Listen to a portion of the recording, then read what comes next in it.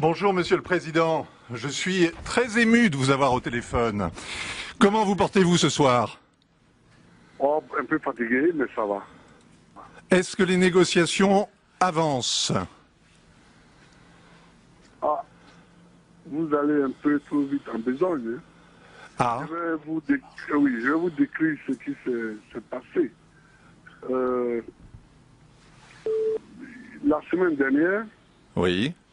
les forces de Ouattara, que nous appelons ici les rebelles, mais bon, vous n'êtes pas obligé de partager notre terminologie, ont pris beaucoup de villes en Côte d'Ivoire et sont rentrés à Abidjan. Alors, l'armée régulière a contre-attaqué. Et au moment où l'armée pensait les avoir suffisamment affaiblis sur Abidjan, et donc s'apprêtait à prendre la contre-offensive pour aller à l'intérieur du pays, hier, lundi, la France a opéré des frappes aériennes avec des avions de guerre et a bombardé des sites stratégiques de la capitale de Côte d'Ivoire, d'Abidjan. Allô?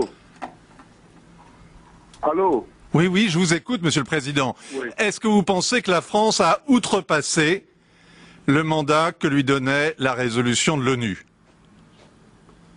Ah ben, écoutez, moi je ne connais pas de résolution de l'ONU où cette institution demande à la France de rentrer en guerre contre nous. Or, hier lundi, la France est rentrée directement en guerre contre nous. Avant cela, elle était en guerre contre nous, mais de façon indirecte. Elle transportait les troupes rebelles d'un point à un autre, elle les armait, elle leur donnait des munitions. Mais hier, c'était vraiment la seule fois où la France est rentrée directement en guerre. Il y a toutes les soutes à munitions de l'armée d'Abidjan ont été bombardées. Le palais de la présidence a été bombardé.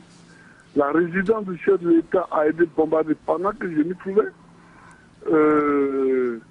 La télévision nationale a été vraiment détruite. La radio aussi, etc.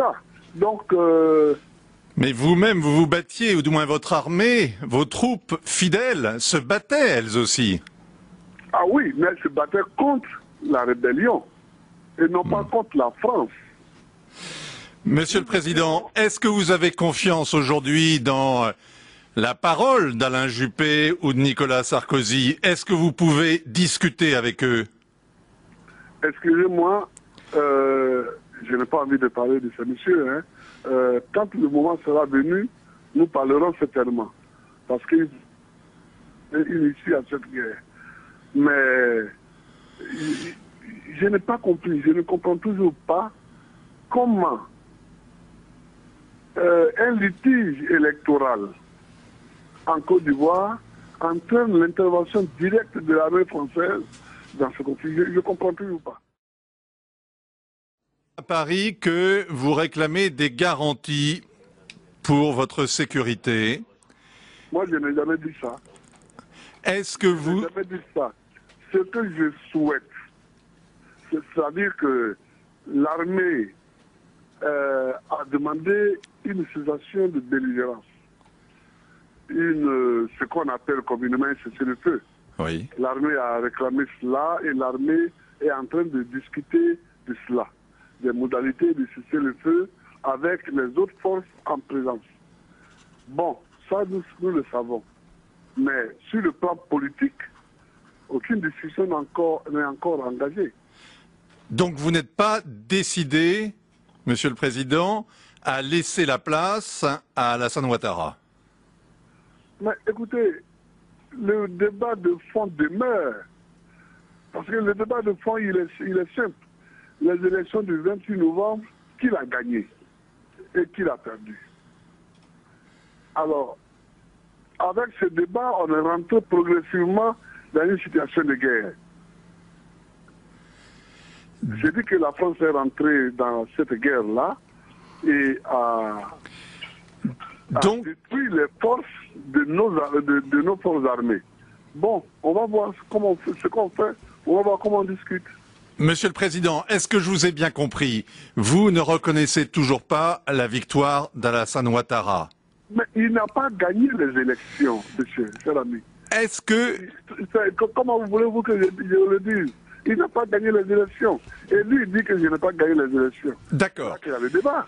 Est-ce que pour ramener la paix à Abidjan, vous êtes prêt à quitter la présidence? Écoutez, pour ramener la paix en Côte d'Ivoire, il faut que nous discutions tous les deux. C'est ça qui est le plus important. Il faut que nous discutions tous les deux, que chacun présente ses arguments. Les biens sont simples. Est-ce que vous voulez dire que ce soir, vous réclamez un tête-à-tête avec Alassane Ouattara? Écoutez, ça fait longtemps que nous sommes en Côte d'Ivoire, nous avons eu plusieurs tête-à-tête, nous nous sommes téléphonés depuis, mais depuis que nous sommes rentrés dans cette crise, eh bien, chacun campe sur ses positions. Nous attendons, nous attendons. Vous êtes actuellement à la résidence du président de la République. On dit que vous êtes dans un bunker avec votre famille. C'est pas moi qui ai construit ce bunker-là. C'est pas moi qui l'ai construit alors. Et vous pensez que vous pouvez rester dans ce bunker? Mais mon problème n'est pas de rester dans un bâtiment ou pas. Mon problème est qu'on trouve une issue à cette crise, qui n'aurait jamais dû être militaire d'ailleurs. Elle est, bon, il faut qu'on lui trouve une issue. Et je suis prêt. Comment est-ce que vous imaginez, Président Gbagbo, comment est-ce que vous imaginez la sortie de cette crise? Comment est-ce que vous la voyez? Oh, vous savez, pourquoi vous me posez cette question d'ailleurs? Parce que j'essaie d'imaginer comment les choses vont se passer dans les heures qui viennent. Et qu'est-ce que vous pouvez réclamer? Oh, c'est que moi je peux réclamer la vérité des urnes. C'est tout. C'est tout ce que j'ai toujours réclamé. La vérité des urnes. Ça laisse entendre que jamais vous ne laisserez un autre qui n'a pas remporté l'élection selon vous prendre votre place. Oui, mais votre mot jamais est trop. Parce qu'il ne faut jamais dire jamais. N'est-ce pas? Il ne faut jamais dire jamais. Mais je vais dire que vous me demandez ce que je réclame. Moi, je réclame la vérité des urnes. Et la vérité des urnes, pour obtenir la vérité des urnes, vous êtes prêt à mourir pour cela? Ah, j'ai pas bien entendu votre question. Est-ce que vous êtes prêt à mourir pour votre pays et pour imposer cette vérité des urnes? On n'a pas besoin de mourir. Moi, j'avais proposé depuis déjà quelque temps qu'on recompte les bulletins de vote. Est-ce que ça, on a besoin de mourir pour ça? Mais ce n'est pas trop tard? Non, mais je veux dire, on n'a pas besoin de mourir pour ça. Et puis, non seulement qu'on recompte les bulletins de vote, mais ensuite qu'on respecte l'ordre constitutionnel. Les institutions de la République de Côte d'Ivoire disent que j'ai gagné. Pourquoi est-ce qu'on s'en détache alors que dans toutes les élections qui ont lieu en ce moment en Afrique, ce sont les conseils constitutionnels qui proclament les résultats? Brusquement arrivé en Côte d'Ivoire, on estime que non. Alors c'est pas compliqué pourtant. Cela fait 4 mois. Oui, mais ce n'est pas compliqué. Ce n'est pas moi qui complique le problème et qui allonge les délais. Ce sont ceux qui ne veulent pas ni recompter les voix sur la contestation, ni appliquer les résultats proclamés par les institutions. Monsieur le Président, oui. Vous menez une bataille depuis une semaine très difficile et on vous sent fatigué. Oui, je le suis, oui. Je suis très fatigué, oui. Vous n'avez pas envie de tout lâcher? Oh, écoutez, mais pourquoi aurais-je envie de tout lâcher?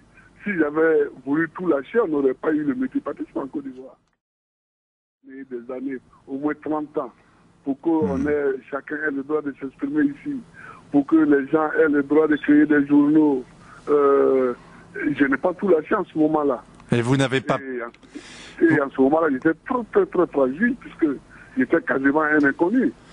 Mais vous ne craignez pas, Président, que en vous incrustant, en réclamant la vérité des urnes, en réclamant qu'on recompte les bulletins, vous ayez laissé passer le temps d'une solution pacifique et que ça se termine très mal, tout ça? Qu'il n'y ait plus de solution? Monsieur, s'il vous plaît, oui. Quand il y a deux protagonistes à la fin d'une élection qui se contestent mutuellement le résultat, et qu'il y en a un qui dit recomptons des bulletins ou bien suivons la voie constitutionnelle, et qu'il y en a l'autre qui prépare une armée pour venir attaquer. Qui est celui qui laisse passer le temps de la paix? Et vous ne pensez pas que l'histoire jugera? Ah si, elle jugera. Et je compte bien que l'histoire jugera. J'y compte bien. Bon, alors laissons l'histoire juger. Et bon. Si votre départ conditionne la fin des combats, est-ce que ça vaut pas le coup de songer à partir tête haute? Si il est... Non, n'ajoutez pas tête haute, parce que si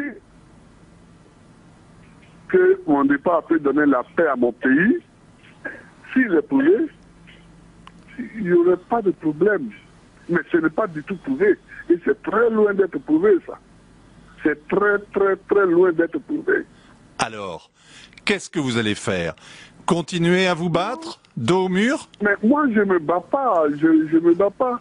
Je me défends quand on m'attaque. Sinon, dans ce pays-ci, la Côte d'Ivoire, ni d'un coup d'État, ni d'une guerre civile. Renseignez-vous, vous saurez que je n'ai jamais été à la base ni d'un coup d'État, ni d'une guerre civile. Monsieur le Président. Pour ça, il faut regarder de l'autre côté. Monsieur le Président, si vous étiez oui. en face de Ouattara, d'Alassane Ouattara, oui. Qu'est-ce que vous lui diriez ce soir? Je lui dirais qu'il n'a pas gagné, c'est pas la peine que les gens meurent. Et lui... Je lui dirais ça. Et vous pensez que ça suffirait pour qu'il s'efface? Ah ben non, moi je dis que ça suffisait. On n'aurait pas fait la guerre. Je sais très bien que... Mais c'est ce que je lui dirais. Vous m'avez demandé ce que je lui dirais, c'est ce que je lui dirais. Donc la guerre va continuer? C'est ça ce que vous nous dites? Non, c'est pas ça que je dis, parce que je pense que les êtres humains ont en eux une dose de sagesse qui finit toujours par triompher. Donc je suppose qu'elle va triompher, mais je pense que les militaires ont demandé la cessation des belligérances. Bon, je suppose que après eux, immédiatement après, les politiques vont prendre le relais pour discuter. Et moi, je suis prêt à discuter. La France réclame que vous signiez un papier où vous reconnaissiez la victoire d'Alassane Ouattara. Vous ne le signerez jamais. Je ne reconnais pas la victoire de Ouattara. Pourquoi vous voulez que je ne signe pas? Donc vous ne signerez jamais ce papier. Si je reconnaissais la victoire de Ouattara, ça se saurait. Si lui aussi reconnaissait ma victoire, ça se saurait. Pourquoi voulez-vous qu'au Bénin, au Tchad, au Burkina Faso, en Guinée, etc., les conseils constitutionnels proclament les résultats qui sont acceptés par le monde entier. Et puis en Côte d'Ivoire, les conseils constitutionnels proclament les résultats que les gens ne veulent pas accepter. Pourquoi, selon vous? Pourquoi? Est-ce que ça veut dire que vous allez préférer Non, mais je vous ai posé une question. Mais je ne sais pas quoi vous répondre, Monsieur le Président. Monsieur le Président, je suis infichu de vous répondre. Je suis meilleur pour les questions et encore que pour les réponses. Bon. Est-ce que, pardonnez-moi d'être aussi familier, mais j'imagine que vous vivez des moments extrêmement durs. Vous êtes, qu'est-ce qui vous fait tenir? Comment vous tenez sous cette pression? Oh, mais la recherche de la vérité, je trouve absolument ahurissant que la vie d'un pays, la vie d'une nation entière se joue sur des coups de dés ou des coups de poker dans des capitales étrangères. Des gens se lèvent, disent n'importe quoi qui n'a rien à voir avec la réalité. Ce n'est pas sage pour la gouvernance mondiale. Et ce n'est pas sage chez les pays puissants. Chez les pays puissants, ces positions-là quand il s'agit de pays plus pauvres et plus faibles. On vous sait croyant. Oui. Et on imagine que vous avez de la peine pour tous ces morts hein, et tous ces blessés de ces derniers jours. Beaucoup de peine. Beaucoup. Et je sors même d'un culte là. Pardon? J'ai dit je sors même d'un culte là. Oui. Si ça peut vous aider, oui, oui. Je sors d'un culte pour prier justement pour que la sagesse habite les uns et les autres et qu'on s'asseye et qu'on discute. Un de mes slogans en Côte d'Ivoire, c'est justement asseyons-nous et discutons. C'est un de mes slogans. Et si vous demandez à des Ivoiriens, ils vous le diront. Mais on ne veut pas s'asseoir parce qu'on compte sur des forces armées étrangères. On compte, mais personne ne peut prendre le pouvoir comme ça. Même si quelqu'un prend le pouvoir comme ça va durer combien de temps? J'ai l'impression, Monsieur le Président, que personne ne pourra vous convaincre. Hein. Non, mais écoutez, moi je suis en Côte d'Ivoire. J'ai fait la politique depuis que j'ai l'âge de 18 ans. Je connais tous les hommes politiques en Côte d'Ivoire. Je connais tous les partis politiques en Côte d'Ivoire. Je connais tous les gens. Je connais toutes les régions. Alors, j'ai une position et personne ne veut m'écouter. On ne veut même pas écouter le Conseil constitutionnel. Alors, si on ne veut pas écouter les institutions que notre Constitution en fait mettre en place, où allons-nous? C'est ça qui est bon. Au-delà du simple résultat d'une élection ponctuelle. C'est ça la question. Où allons-nous? Vous campez sur votre bon droit. Vous campez sur la victoire que vous estimez avoir remportée et qui vous a été reconnue. Mais bon, maintenant, on est dans une autre situation. Oui, mais écoutez, bon. On prend le problème à la racine. Oui, mais si on veut régler le problème. Est-ce que vous imaginez que les combats reprennent au-dessus de votre tête, là, autour de votre résidence, et qu'il y ait de nouveau des hommes qui tombent, des vies qui... Écoutez, alors si c'est ça l'argument essentiel de mes adversaires, c'est un mauvais argument. Oh oui, c'est un mauvais argument. Si c'est ça l'argument essentiel, c'est-à-dire que bon, c'est-à-dire on fait la guerre et on dit bon, comme il y a des morts, c'est pas ça. C'est qui a gagné les élections. C'est ça la question essentielle. Et si on ne répond pas à cette question, qu'on dit oui, comme il y a des morts, retirez-vous, évidemment, on peut le dire aussi à nous deux. Parce que comme il y a des morts, retirez-vous, il serait plus sage même de le dire à nous deux. Est-ce que vous comprenez? Je comprends ce que vous dites. Ça, on prendrait deux hommes, d'autres candidats pour lesquels il n'y a pas encore eu de mort, et puis bon. Est-ce que je me trompe si je dis... On ne peut pas dire comme il y a des morts, toi, retire-toi, et puis laisse l'autre. Pourquoi? Est-ce que vous pensez que les forces de rebelles, les anciens rebelles, ont commis des crimes de guerre? Oh, mais je n'en suis pas là. Moi, j'espère prendre 2 lois d'amnistie pour eux. Donc, moi, je ne suis pas à culpabiliser un tel. Non, on m'a dit, pour avoir la paix, il faut prendre des lois d'amnistie. Je les ai fait faire. J'ai fait des projets de loi, je les ai présentés au Parlement qui les a votés. Donc je ne le regrette pas du tout, parce que nous avons eu quand même 3 ou 4 ans de paix relative sous ces lois-là. Bon, donc je ne le regrette pas. Mais je ne suis pas là pour accuser quelqu'un. J'ai dit que si on veut régler un problème, si on veut nous aider, nous Ivoiriens, à régler notre problème, il faut qu'on nous aide à trouver qui a gagné les élections. C'est ça que je dis. Ce n'est pas en venant nous bombarder, en venant bombarder un peu. Et si je vous dis, Président Gbagbo, si je vous dis que c'est trop tard?